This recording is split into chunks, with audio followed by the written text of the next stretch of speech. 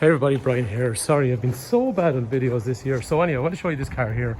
2020 Honda Civic Premium. So what we're going to do in this video is we're going to have a look around the car. We're going to go for a drive. I'm going to start off by going for a drive, and then I'll show you some of the features that I really like on this car because it is the premium model. The premium was quite nice. A couple of things actually just while I'm sitting here. This is our valeting bay. Yes, it's not that clean, but we'll move to another venue in a sec. I can open the boot using this, or I know this sounds like a stupid thing, right? But only on the premium models do they give you a button that you could actually access from there. The lower spec models didn't have a button. They could only be opened from a manual key, whereas this one is keyless. So technically, I can leave that in my pocket. I can walk up, I can open the car. Or similarly then from the key, because it's keyless, I can just press this button here. It locks the car. And then to open it, put my hand in, and it unlocks the car, and then the door mirrors come out as well. And the other thing from that key as well, if you wanted to use it manually, then it'll control things like the sunroof, and it'll also control the windows going up and down. Or in a similar vein, then you can retract them using the key as well. So, and that brings me on to another thing. Because it's a premium, you get a sunroof. Anyway, what we're going to do is we're going to start off by going for a drive in the car, and then when we come back we're going to look around the features. So getting into the car, I showed you that kind of stuff already. Because it's the premium, then you'll be greeted with dark black leather here. That's going to have lumbar support for your lower back. It's going to have height adjustment as well, and if you have a passenger with you, they'll also get lumbar support for their lower back, which you didn't get in the lower spec models. I'm a sucker for a sunroof. All the cars when I was a young fella always had sunroofs in them. I just like them, so it's really nice for me to see a sunroof in a car because it is quite rare. I don't know why really, just manufacturers didn't seem to, well, the manufacturers we deal with don't seem to have them as much these days. Throttle, brake and clutch, they're all on aluminium pedals, so they're nice and sporty looking. And then in terms of starting the car, I have a button here, so it's white when I put my foot in the clutch, and then it turns red when I start the car.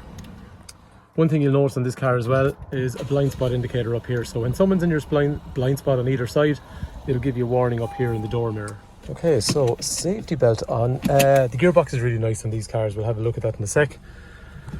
And the steering wheel then, let's just say to adjust it, I go in, out, up, down.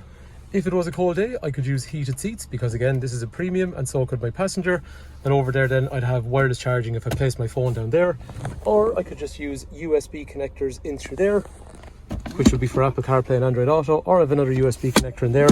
I've got an armrest here. I've got a double drinks holder here, which I can turn around to have two drinks holders. The handbrake will disengage, so once I go for a bit of throttle and drive away, handbrake is disengaged itself. However, at the end of a journey, I lift that to engage my handbrake. While we're at it, in terms of moving the car in a tight area, say if I couldn't get out through here, I'd have parking sensors on the front, left and front right and up through the centre. Or if I was reversing, I'd get a camera up through here, and then when I get too close to something like this Hyundai Kona here behind me, then I'll get warnings obviously here, warnings here as well. Now the other thing with these cameras is they have different modes, so you can put them in different areas, but because this is a premium, it gets cross monitor. What Trophy Cross Monitor basically is doing, say I'm reversing out into a road here, so I go for a reverse, is warning me before things come into the eye line. So it's giving me kind of directions of, I suppose, things that are going to cause me difficulty. So before it's getting into the camera, it's also telling me to watch for something. So there's a car coming up the road there, just after the black one. Here we go, BMW. Can't see it in the camera yet, but it's all now, it's just telling me to look right into the corner. So it's a really, really handy feature when you're reversing out of a gateway. This is the sedan model. In my opinion, the sedan was a slightly more reserved looking than the hatchback, but a lot of people like that. The vents on the front, they weren't quite as aggressive as what you saw on the hatchback, and the rear was the same, but it had some nice features like LED headlights. Anyway, I'm going to show you that in a few minutes after we go for a drive. On a sunny evening, the wheels are quite nice in these. They're kind of like a diamond cut finish. So under artificial light, or when it's kind of like sunny like this evening, you get this lovely kind of shiny reflective finish on them. Looks really cool in my opinion. Another thing, if you've been looking at Civic so far, if you've been looking at hatchbacks, you'll notice the hatchback has a black grille, whereas the sedans then feature this solid wing face, is what they call it, chrome grille on the front. And the shape then on the back of them was just a little bit more reserved than the hatchback version, with smaller vents up along through here. And you know what, if you're behind one of these at night time, the lights are slightly different on the sedan. They're a little bit larger. They're just unlike anything else that's on the road when you come up behind them. Really distinctive. I love them. Anyway, let's go for a drive, even though I said we'd go for a drive at the start, but now we're going to go for a drive anyway, so let's go for a drive. Okay, so the first thing on these cars, this, okay, actually, sorry, this particular car. Steering feels good, gearbox feels good, clutch feels good, suspension feels good, engine feels good. Car's in nice condition throughout. We've maintained it for its whole life so far, so I'm happy from that point of view. Looking around the cabin, there's nice kind of airy feel because you have the sunroof, and there's good visibility all the way around with big door mirrors. The gearbox is lovely to use. Read any review on these cars. People always talked about the gearbox being nice on this, what's called a Generation 10 Honda Civic. So, gearbox is nice. It is a big long car, but to be fair, I suppose you have parking aids front and rear. It's not a difficult car to drive. They are low to the ground, and that's one of the appeals of a Honda Civic. People like them because they felt sort of sporty to drive because they're low to the ground. There's a nice thump off the 3-cylinder engine as well. It's 124 horsepower with 6 forward gears, so there's good power in it. Some people were concerned when the 1 litre came out, but the previous 1.4 was only 100 horsepower. This feels like a way quicker car in terms of power. So I suppose, look, like everything, all you can do is come drive the car yourself, but it's very seldom anyone gets into these and who likes this type of car and gets back out of it and doesn't like it. Anyway, they drive good. I'm going to put it in the showroom and show you some of the stuff on the outside in a sec, but there is a price board, which is meant to be in the front. Anyway, usual bits of kind of brushed aluminium along through there, electrics for windows, child locks obviously back through here, 3 head restraints, Isofix on both points for child seats, armresting through the centre. One nice thing though in a premium, rear heated seats, which is reasonably seldom in a lot of cars. Right, in terms of headroom, that's what I'm going to have at 6 foot, and actually, and that seat is quite a way back. Normally when I do those videos with the head cam, I kind of tend to sit further back so it gives you a better view, so I'd probably normally sit a little bit further forward than that, but the space is decent back here. And then when I'm sitting in the car, this is the kind of view I have in front of me. Little coat hook there, they're kind of on rare in cars where you can hang your jacket. Probably glanced over it there earlier when I opened the boot. Boot's quite long on these. One point to note, it has speakers, but it also has a subwoofer because it's a premium. If you want to drop down the seats, you can pull these guys here.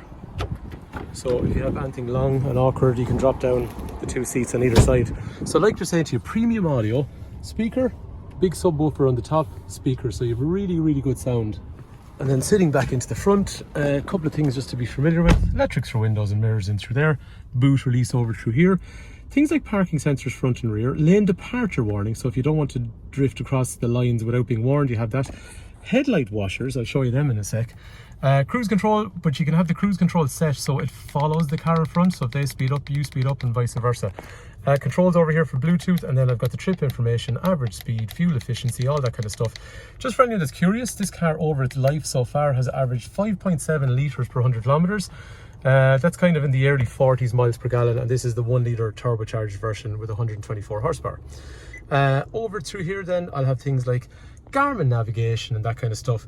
To be fair, most people these days, you can use Garmin navigation, but most people these days are going to probably zone in and use Apple CarPlay, Android Auto, so they've Google Maps and Spotify and all those things instead. But just to show you, it does have maps. And then the climate control, press the button, and I've got touch and swipe up through there, and where do I want the air to blow, and air conditioning on or off, and all that kind of stuff is in through there. And I've got different temperatures on each side of the car. The history on this car was, it was belonging to Honda Ireland in December of 2020.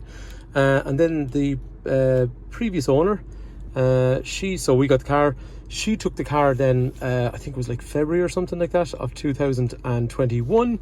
And then it's got a full service history, full Honda service history from the garage here. Okay, so in the showroom, again, like I said to you, I just really like the rear end of the car. It's kind of distinctive. The thing I always liked about Civics over the years, Focuses and Golfs and all those kind of things, they're all very nice cars. We've sold them here ourselves. Lots of people buy them. To be honest, probably more people buy them than Hondas. But for me, over the years, even when I was growing up, I liked some of these cars that not everyone had. Something that was a little bit different. So I just think the rear shape on that car is really, really cool looking, especially in the sedan model. It's just less common. I said to you a while ago that there was light washers. So these are LED headlights. So they've individual LEDs all the way through. And then over here, there's headlight washers. And the fog lights, they're also an LED as well. So it kind of, the premium for me is a more kind of upmarket look because of those features. And then it also gets LED indicators in the front again, just giving it that more kind of upmarket appeal. When these actually were launched, we did target a cord customer because it was not really actually a whole lot smaller lengthwise than the previous Accord, but it had some of the nice kind of more upmarket features. Like what we're saying then, it does have a sunroof, so it's tilt and slide. So up through here, I can have it up, which is old school, and then if I want, I can let it back and slide it backwards if I want more light or air coming into the car.